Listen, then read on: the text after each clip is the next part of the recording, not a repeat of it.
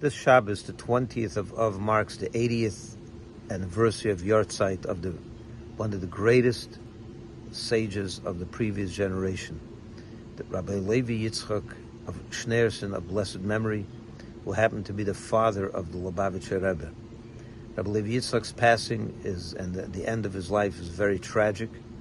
He, after the previous Rebbe was forced out of Soviet Russia in 1927, the mantle of leading the leadership of the Jewish world in Russia fell on the shoulders of Rabbi Levi Yitzchak, and heroically he led the Jewish community and the millions of Jews that were there with fire, with determination. He stood up against the Soviets in the most heroic way.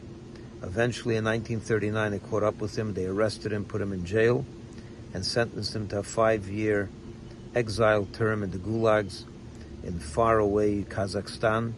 He was sent there to a place called Chile. It's nothing of a town.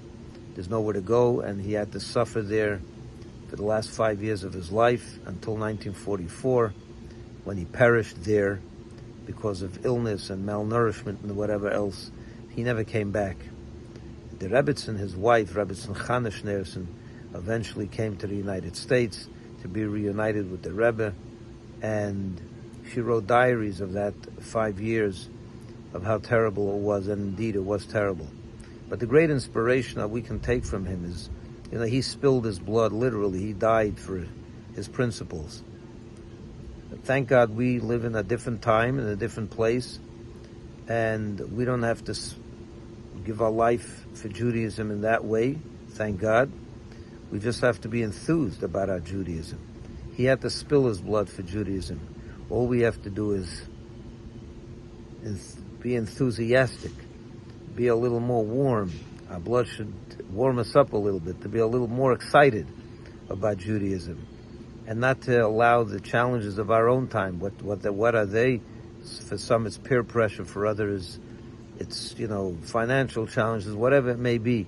But considering the life that we live, it's dwarfed. Our challenges are dwarfed by the ones that they had to live and die with. So his inspiration is huge, and his soul was of magnitude that is way beyond his time. And the very fact that he and his Rebbitzin Chana gave birth to the greatest leader of our time, the Lubavitcher Rebbe, says so much about the holiness of these two individuals. May their memory be a blessing for all of us, and the inspiration that we take from them to live stronger, to live more committed, to just be more enthusiastic about who we are, and less intimidated by the challenges, and the people are looking at us, and this one doesn't like what we're doing, and that one, and the anti-Semitism, whatever it may be today. And there are some new challenges that we have to contend with. They are dwarfed by the challenges that the Jews of the 20s and 30s in Soviet Russia had to deal with. This great soul actually died protecting Judaism. Let's live protecting Judaism. Shabbat Shalom.